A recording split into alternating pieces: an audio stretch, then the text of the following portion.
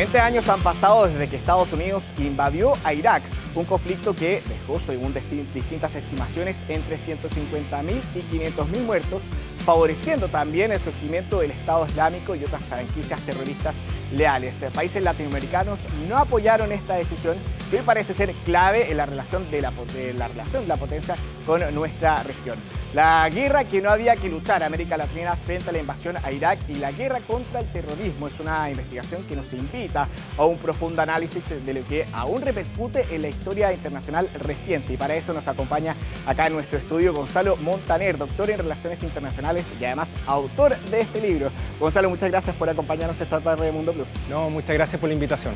Bueno, es muy importante finalmente analizar lo que ha sido todos estos 20 años, pero para poder comprender finalmente desde una mirada que es muy poco común que se aborde, que es el rol que tuvo América Latina finalmente en todo este juego político que existió durante aquellos años. ¿Por qué nace la idea de precisamente eso mismo, verlo desde otra perspectiva y abordarlo desde América Latina? O sea, básicamente porque Irak y el 11S, Afganistán, son conflictos globales y afectan a la región. Y en este caso particular, Chile y México jugaron un rol fundamental porque fueron miembros integrantes del Consejo de Seguridad, no permanentes, pero fueron parte de ahí. Y finalmente ellos, en base a su decisión, le dijeron no a Estados Unidos para ir a la guerra a Irak. Ahí hay una situación excepcional, particular de Chile y México, donde ellos, nuestros estados, finalmente dicen no a la guerra. Y eso no es menor, porque finalmente hay una simetría de poder con Estados Unidos, donde Chile y México, pese a perder o tener una situación de tensión en la cual podría afectarse como la ley migratoria con México y Estados Unidos y el Tratado de Libre Comercio con Chile, pese a eso los gobiernos mexicanos y chilenos le dijeron no a Estados Unidos. Por eso es tan relevante, porque en una situación excepcional de nuestros países le dicen no a Estados Unidos.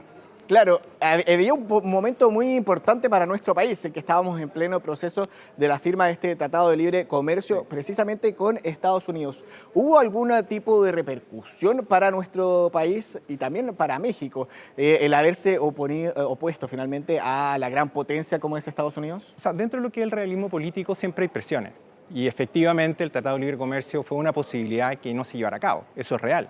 O sea, congresistas estadounidenses plantearon la posibilidad de no llevar a cabo el Tratado de Libre Comercio con Chile. No hubo sanciones porque finalmente América Latina, si bien no está dentro del objetivo fundamental de la política global, de los intereses de Estados Unidos, siempre de alguna manera México y Chile son los países dialogantes con Estados Unidos, hacen un contrapeso. Y además que en esta posición mayoritaria de América Latina en contra de la guerra de Irak, también estaba Argentina y también estaba Brasil. Entonces era una posición de mayoría dentro de América Latina. Es por eso que no hubo, entre comillas, países castigados, pero efectivamente las presiones fueron tremendas y lo que hace Chile finalmente es construir una política de Estado en materia de relaciones internacionales para decirle no a Estados Unidos. Es decir, acá estuvieron partidos políticos desde la derecha hasta la izquierda, todos alineados en una posición política y en una posición de Estado, porque finalmente uno ve los resultados de esta intervención, de esta invasión, y hay casi 500.000 personas registradas. Y de alguna manera, nuestros países, digo, México y Chile, no fueron parte de esta decisión y no son responsables de las víctimas de esta guerra, porque esta es una guerra que finalmente incluso el exsecretario de Naciones Unidas, Kofi Annan, la declaró como una guerra ilegal. Claro. Uno se pregunta si América Latina habrá sido visionaria o no en el resultado quizás de esta guerra. Muchos cuestionan las pruebas, que las pruebas no eran concluyentes. ¿Por qué finalmente las grandes potencias deciden apoyar a Estados Unidos e ir finalmente a Irak y América Latina decide no hacerlo? Es bien interesante tu reflexión porque la mayoría de las potencias, medias potencias, apoyaron a Estados Unidos. De hecho, casi 40 países participaron con tropas en la invasión a Irak. Pero hubo países como Alemania y Francia que también se opusieron a la invasión porque esperaban un periodo mayor de negociación.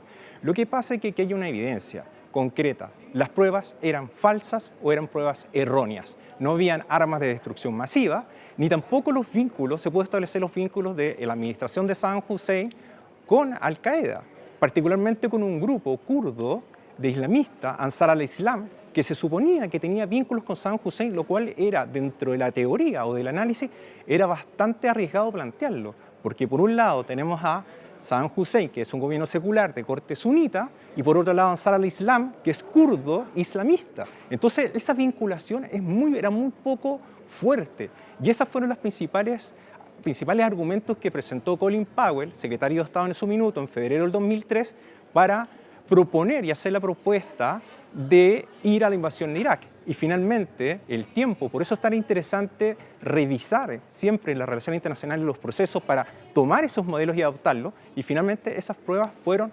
falsas. Claro, es muy llamativo el rol que juega Powell precisamente en esta guerra.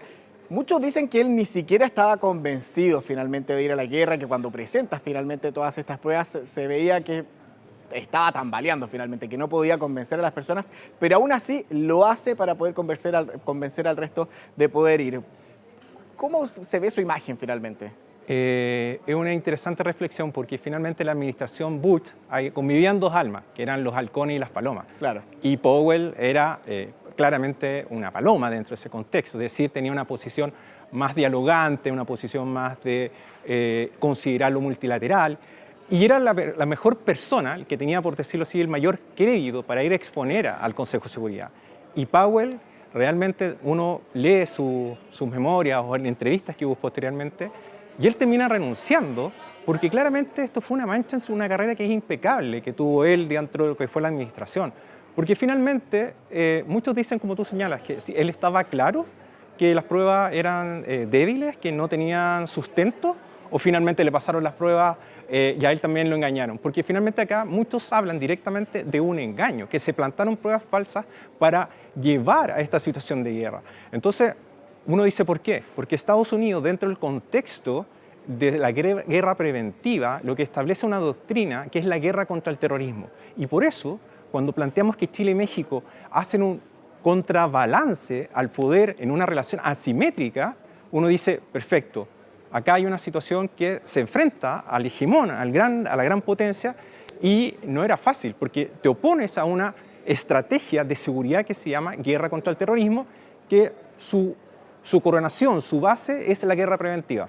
Claro, Gonzalo Montaner, muchísimas gracias por habernos explicado acá lo que es finalmente un hecho tan importante para el área internacional también, para nosotros mismos como periodistas, en lo que fue la guerra de Irak y ya sus 20 años. Acá está el libro, así que para que lo puedan, el que lo quiera leer también. ¿Dónde lo pueden encontrar? No, ya está en la librería, así que es una investigación doctoral y periodística, que es un trabajo de casi 5 años y que muestra un poco cómo un país tan pequeño, en cierta medida, en un momento excepcional, es parte y protagonista de quizá uno de los momentos más importantes de la historia reciente en relaciones internacionales con respecto al tema de seguridad internacional. Perfecto, muchísimas gracias por habernos acompañado esta tarde. Pablo, muchas gracias, muy amable.